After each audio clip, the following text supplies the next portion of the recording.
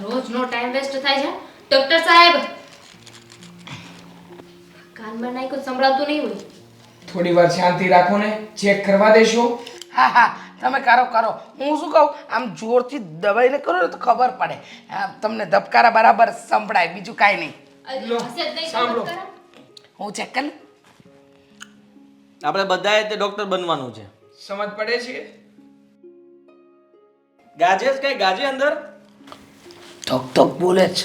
હા તો તો બોલે કાંઈ જ નહીં ને, થાય. હૃદયના ધબકારા હોય એ તો શરૂ હોય કે નહીં? એ તો બરાબર બોલે જ પણ. યાર પ્લીઝ. ડોક્ટર સાહેબ, અરે દેવલા, તું મારો મિત્ર છો કે શું છો? હા, તને ખબર છે રોજે ખર્ચો કેટલો થાય છે? આ દવાઓનો ખર્ચો કેટલો થાય છે? અને આ સાજા કાં નથી થતા? અને સાજા ન થાય તો કાંઈ વાંધો નહીં, પણ હવે ક્યારે જશે એ કહો કે? હા આ છેલ્લા 15 દિવસથી તું કહે છે અડધો કલાક છે ને કલાક છે ને 2 દિવસ છે ને હવે તો જીવ નીકળી જ જશે. અરે જીવ નથી જતો ને જીવમાં જીવ આવતો પણ નથી. મેં ઘણા લોકોને જોયા છે જે લોકો દર્દીઓને સાજા કરવા મતતા હોય, અને તમે છો કે આને મારવા માટેની કોશિશ કરો છો. તો તમે કોઈ એવી દવા આપો ને જેનાથી સાજા થઈ જાય ને કાં તો સાવ ઉપર પહોંચી જાય. ડોક્ટર સાહેબ, તને ખબર છે તું રહ્યો છો મારા બાપા સાથે? અરે એકવાર તો એની હારે રહ્યો તો ખબર પડત કે આ પપ્પા છે કે પપ્પુ છે. હા સાચી વાત છે મારા દીકરાની. એક નંબરનો અપલખણો બાપ છે, અપલખણો. કોબરા છે, કોબરા. આખા ગામમાં એનું નામ કોબરા તરીકે ઓળખાય છે. હા અરે પણ પ્લીઝ તમે લોકો અહીંયા જોર જોરથી ના બોલો ને. શું થશે? મેં તમને રિપોર્ટ કરાવવાના કીધા હતા, રિપોર્ટ કરાવ્યા છે. અરે બધું કરાવી નાખ્યું, હવે કરવાનું છે શું એ બોલો ને ભાઈ. શું પ્રોબ્લેમ છે પપ્પાને? એ રિપોર્ટ મેં તમને WhatsApp મોકલવાના કીધા હતા, મોકલ્યા છે.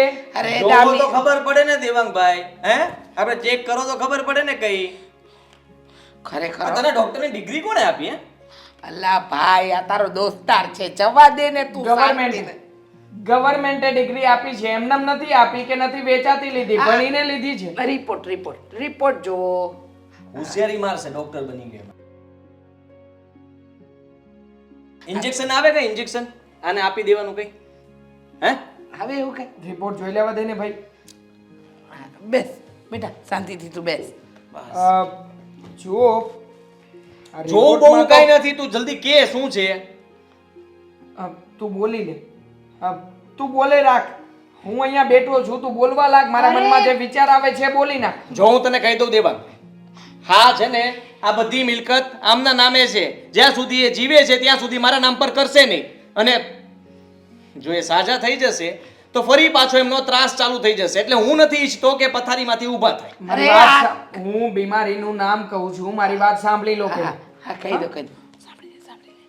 જો હકીકતમાં જે પ્રમાણે રિપોર્ટ આવ્યા છે એ પ્રમાણે આમને કોઈ જ પ્રોબ્લેમ નથી, કોઈ જ દર્દ નથી.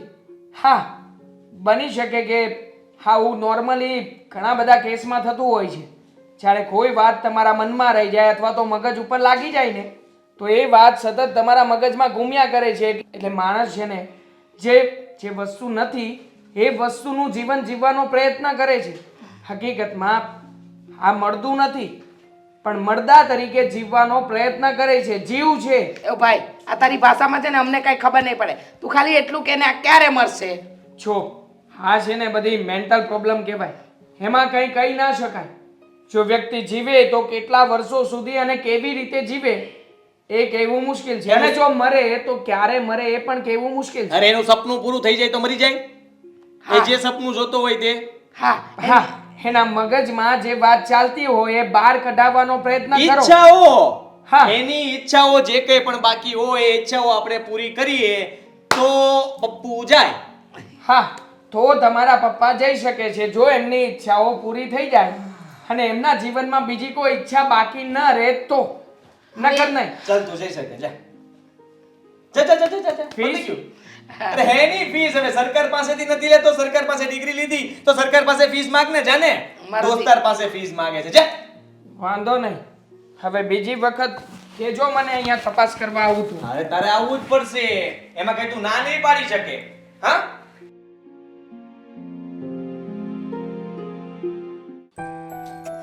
કઈ સમજાતું નથી મને કે આ બાપાને શું છે. હું આટલી હાલત ખરાબ હોવા છતાં પણ આ સેના વાટે અટકેલા છે. હા, આ યમરાજને ફોન કરો લાગતો હોય તો કે લઈ જાય. શું બોલે છે તું આ? અને એ પણ તારા પપ્પા વિશે? શું કરું પણ અરે આવી હાલત જોવી એના કરતાં તો સારું છે ને કે ભગવાનના ધામમાં જતા રહે. હા પણ એ તો જ્યારે સમય પાક્યો હોય માણસનો ત્યારે જ ઉપર જાય ને. હવે આપણા કહેવાથી થોડી મરી જવાના છે. પણ આ મધમુઆ રહેવાનો શું મતલબ છે? અરે 15 દિવસથી છેલ્લે ડૉક્ટર એવું જ કહી રહ્યા છે કે બસ 2 દિવસના મહેમાન છે, આજકાલમાં તમારા પપ્પાનો જીવ જતો રહેશે. અરે પણ પપ્પાને કંઈ થતું તો છે નહીં. હા પણ એ બોલી પણ તો નથી શકતા ને. અરે બોલી જ શકે છે પણ છે ને થોડું સમજાય ને એવી રીતે બોલે છે. હા પણ એ બોલે ને આપણને સમજાય નહીં. આપણે કરવાનું શું તું મને કહીશ? એક મિનિટ, હવે મહત્વની વાત એ છે કે પપ્પાની એવી તો કઈ ઈચ્છા અધૂરી રહી ગઈ છે કે જેના કારણે એમનો જીવ નથી જતો. ઈચ્છા? અરે પપ્પા આખી જવાની જીવીને આવ્યા છે, ખબર નહીં હવે શું ઈચ્છાઓ બાકી રહી ગઈ હશે. અરે બેટા મને ખબર છે તારા પપ્પાની કઈ ઈચ્છા બાકી છે. હા તો બોલો ને તમે એકવાર, એની ગમે એ ઈચ્છા હશે ને હું પૂરી કરી દઈશ. બેટા એમની ઈચ્છા છે ને તું જ પૂરી કરી શકે એમ છે. હા તો હું જ કરી દઈશ. કયો તમે જલ્દી, એટલે જલ્દી એની દોરી ખેંચાય. અરે બેટા શાંત પડ શાંત પડ. તારા પપ્પાની ઈચ્છા એમ છે કે તારા લગ્ન થઈ જાય. હા તો હે હા તારા લગ્ન જલ્દી થઈ જાય અને તારા લગ્ન જોઈને જાય એટલે એમનો જીવ નથી જતો. કેવી વાત કરો છો મમ્મી તમે? હા મારા લગ્ન જોવાના અબરખા જોઈને બેઠા છે. અરે એ ક્યારેય નહીં થાય. આ છોકરી કઈ આમ વેચાતી મળે છે કે લો પૈસા ફેંકીએ ને આવી જાઓ લગ્ન કરી લઈએ? હા પાપા પાપા પાપા પાપા. અરે કાનમાં વગાડું એમના કાનમાં. અરે બેટા તું ધીમે બોલ. આ તારા પપ્પાની એમ પણ તબિયત નથી સારી અને તું આમ આવી રીતે ઉઘાડતા અવાજે બોલીશ. એટલે એક વાત તો ફાઇનલ થઈ ગઈ છે ને, તારા લગ્ન કોઈ દિવસ થવાના નથી અને પપ્પા આમને આ મધમુઆ રહેશે. તો શું તારો ભાઈ વાંઢો મરશે? થવાના છે. પસંદ નહીં આવી જોઈએ ને એને કઈ છોકરી ગમે છે તને એ કઈ છોકરી? હા પસંદ આવશે, જ્યારે મારા લાયક હશે ને ત્યારે હું પસંદ કરીશ. હા પણ બેટા તું લગ્ન કરી લે ને. હા આટલી બધી છોકરી જોઈ, કોઈક તને જાડી લાગી, કોઈ પાતળી લાગી, કોઈ કાળી લાગી, કોઈ બટકી લાગી, કોઈ લાંબી લાગી. હવે અમારે શું કરવું આમાં?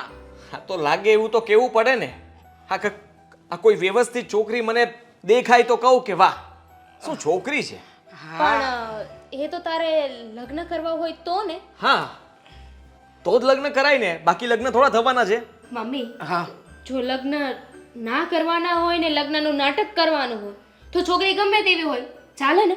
ચાલે ને ભાઈ? પણ નાટકમાં તો ગમે તે ચાલે. અરે પણ આ બધી વાત શું છે? તું શું મંડાણી છે? મમ્મી મારી પાસે છે ને એકદમ ધાસુ આઈડિયા છે જેનાથી પપ્પાનો જીવ પણ જતો રહેશે, ભાઈને લગ્ન પણ થઈ જશે. હે તો બકો તમારો આ ધાસુ આઈડિયા બકો. શું છે? હું શું કહું છું, પપ્પાની ઈચ્છા એટલી જ છે ને કે તારા લગ્ન થઈ જાય તો આપણે તારા લગ્નનું નાટક કરીએ ને. મારી ફ્રેન્ડ છે, હું એની સાથે વાત કરી જોઈશ, જો એ માની જાય તો આપણે તારા લગ્ન તારા લગ્ન થઈ ગયા છે એવું નાટક કરીશું. પપ્પાને કહી દઈશું કે બોલાય આવ જા ઉપર જલ્દી જા, બોલાય આવતું એને.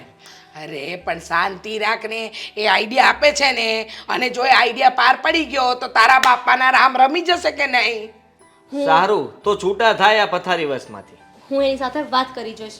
ઓકે તું જા જલ્દી વાત કર. હવે એને ઉતાવળ છે, સમજાવો કે અત્યાર સુધી તો લગ્ન નહોતો કરતો.